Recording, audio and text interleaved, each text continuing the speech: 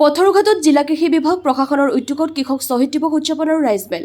দৰং জিলাৰ ইতিহাস প্ৰসিদ্ধ পথৰুঘাটত 1894 চনৰ 28 জানুৱাৰীত সাম্ৰাজ্যবাদী ব্ৰিটিছ শাসন আৰু শোষণ আৰু অন্যায়ৰ বিৰুদ্ধে প্ৰতিবাদ কৰিবলৈ গৈ সাতখুৰি কৃষক প্ৰজাই প্ৰাণ আহুতি দিছিল।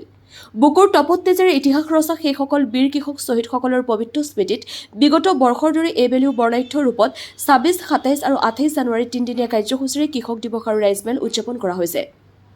কাৰ্যসূচীৰ অন্তিম আজি 28 জানুৱাৰী পুৱা 9 বজাত কৃষক শ্বহীদ দিৱসৰ পতাকা উত্তোলন কৰে দৰং জিলাৰ আয়ুক্ত পোৱালী গোহাঁই।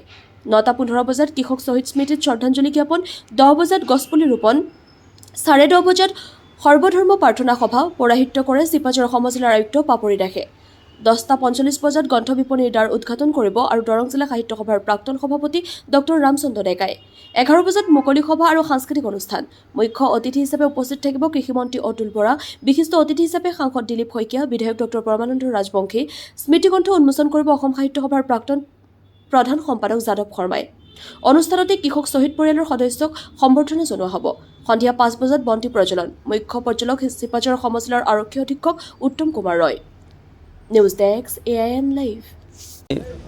আমাৰ সংবাদ মাধ্যমৰ আগত এটা কথা ক'বলৈ পাই ধন্য মানিছোঁ যে পথৰুঘাটৰ কৃষক শ্বহীদ দিৱসটি যাতে আমাৰ প্ৰজা বা ৰাইজ আৰু প্ৰশাসনে মিলি পেলাই সুন্দৰভাৱে মিলামিচাৰে এটা যিসকল জনতাৰ মানুহৰ মনৰ ভাৱ প্ৰকাশক যাতে উৎসৱ হয়, তাৰ কাৰণে তেখেতে যিটো আমাক মাৰ্গদৰ্শন কৰিছিল, সেইমতে আজি প্ৰায় 4 বছৰ আমি এই যিটো পৰিৱেশ, আমাৰ আজিৰ দিনটো যিটো পৰিৱেশ আমি প্ৰায় 26 তাৰিখে বা গণৰাজ্য দিৱসৰ তাৰিখৰ পৰাই আমি আৰম্ভ কৰিছিলোঁ। এইবুলি আমি গণৰাজ্য দিৱসত আৰম্ভ কৰিছোঁ আৰু একেধৰণে আমি বিয়াপাৰালৈ গৈ আমাৰ যিগৰাকী বৰেণ্য ব্যক্তি মুক্তিযোদ্ধা দীনেশ্বৰ শৰ্মা ডাঙৰীয়াৰ ঘৰত তেখেতৰ ঘৰটো সংৰক্ষণ কৰিবৰ কাৰণে এটা ব্যৱস্থা আমি প্ৰশাসনৰ সৈতে বহি পেলাই কৰিছিলোঁ। কাৰণ আমি আজি ক'বলৈ পাই ধন্য মানিছোঁ যে সেইগৰাকী মহান মুক্তিযোদ্ধা, যিগৰাকী মুক্তিযোদ্ধাই নিজেই লিখিছে প্ৰথম কথাটো, সেয়া হৈছে কি যে এই পথৰুঘাটৰ কৃষক শ্বহীদসকল হৈছে আমাৰ ভাৰতৰ স্বাধীনতা আন্দোলনৰ তেখেতসকলে ধাৰক বাহক আৰম্ভণি পৰ্যায়ত। গতিকে সেইগৰাকী মহান ব্যক্তিৰ পবিত্ৰ স্মৃতি তেখেতৰ ঘৰত এটা আৰক্ষী ছাউনি বহাইছিল। গতিকে সেইটোকে এটা ঐতিহ্য ভৱন হিচাপে তৈয়াৰ কৰাৰ কাৰণে আমাৰ প্ৰাথমিক কামখিনি আমি সম্পন্ন কৰিছোঁ আৰু মাননীয় মুখ্যমন্ত্ৰী মহোদয়ৰ ইতিমধ্যে দৃষ্টিগোচৰ আমি কৰিছোঁ। আৰু এটা কথা আমি ক'ব খুজিছোঁ যে ইতিমধ্যে কিছু আন্তঃগাঁথনি হৈছে ঠিকেই, কিন্তু এই আন্তঃগাঁথনিত আচলতে আমিও সন্তুষ্ট নহয়। আমি মাননীয় মুখ্যমন্ত্ৰী মহোদয়ক মই আজি অলপতে তেখেতক মই অনুৰোধ জনাইছোঁ যে এই পথৰুঘাটৰ কৃষক শ্বহীদ দিৱস সম্পৰ্কে আমাতকৈ তেখেতে ভালকৈ জানে। আৰু এইটো কথা আপোনাক জানি সুখী হ'ব যে এটা অতি সুন্দৰ কৃষক শ্বহীদ পথ তেখেতে একেবাৰে মঙলদৈৰ পৰা একেবাৰে আমাৰ ৰঙিয়ালৈকে তেখেতেই সুন্দৰভাৱে আমাক দি দিছে প্ৰতিশ্ৰুতি মতে।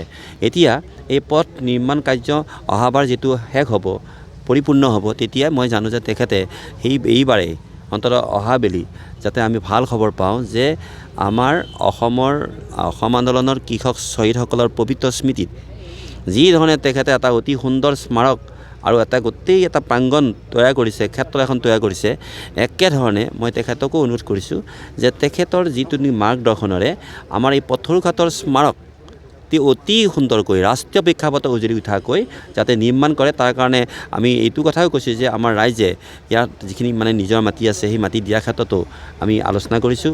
আৰু লগতে এইটো কথাও কৈছোঁ যে আগৰ যিখিনি পুৰণি আমাৰ যিটো ইয়াত আছে যিখিনি সম্পদ আছে, সেইখিনি সম্পদ দৰকাৰ হ'লে সেই সম্পদখিনি অকণমান বুজাবুজিৰে হতাই হ'লেও নতুন ধৰণে যাতে নিৰ্মাণ কৰে, যাতে সঁচাকৈয়ে ভাৰতৰ ৰাষ্ট্ৰপতি আহিবলগীয়া বা তেখেতে ইচ্ছা কৰা বা ভাৰতৰ প্ৰধানমন্ত্ৰী ডাঙৰীয়াও মই জানো যে এই ঘটনাটো তেখেতৰ দৃষ্টিগোচৰ হোৱাৰ লগতে তেখেতো আহিব।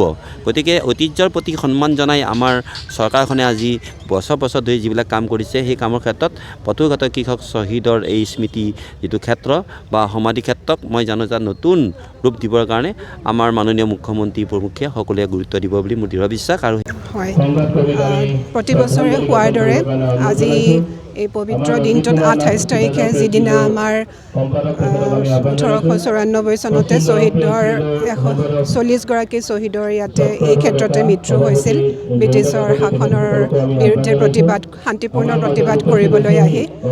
গতিকে তেখেতসকলৰ সোঁৱৰণত তিনিদিনীয়াকৈ প্ৰতি বছৰে কৰাৰ দৰে এইবাৰো আমি শ্ৰদ্ধাঞ্জলি অনুষ্ঠান উদযাপন কৰিছোঁ। 26 তাৰিখে ইয়াতে বন্তি প্ৰজ্বলন অনুষ্ঠান হ'ল আৰু যোৱাকালি কৃষি বিভাগ আৰু দৰং প্ৰশাসনৰ সৌজন্যত এখন প্ৰদৰ্শনী আৰু কৃষক মেলা অনুষ্ঠিত হৈ আছে, এতিয়াও হৈ আছে। আৰু যোৱাকালি কৃষকৰ প্ৰশিক্ষণ, লগতে কৃষক আৰু বৈজ্ঞানিকৰ মত বিনিময় অনুষ্ঠানো ইতিমধ্যে হৈ গৈছে। আজি আমি তেখেতসকলৰ সোঁৱৰণত পতাকা উত্তোলন কৰিছোঁ, তেখেতসকলক পুষ্পাঞ্জলি অৰ্পণ কৰি শ্ৰদ্ধা জনাইছোঁ কৃষক শ্বহীদ স্তম্ভত। আৰু লগতে ৰাজহুৱা সভা এখন অনুষ্ঠিত কৰিবলৈ লোৱা হৈছে। তাত আমাৰ চিপাঝাৰ সমষ্টিৰ মাননীয় বিধায়ক, লগতে কৃষি বিভাগৰ মাননীয় মন্ত্ৰী মহোদয় তেখেতো আহি যোগদান কৰিব। গতিকে আৰু লগতে শ্বহীদ পৰিয়ালৰ যিখিনি আছে আমাৰ ইয়াত পথৰুঘাটৰ, তেখেতসকলকো ৰাজহুৱাকৈ সম্বৰ্ধনা দিয়াৰ ব্যৱস্থা গ্ৰহণ কৰা হৈছে। হয়, মন্ত্ৰী মহোদয়, কৃষি বিভাগৰ মন্ত্ৰী মহোদয় তেখেত আহি অলপ পিছতে উপস্থিত হ'ব, অনুষ্ঠানত ভাগ ল'ব। যিকোনো খবৰ আৰু বিজ্ঞাপনৰ বাবে যোগাযোগ কৰক 7896121996।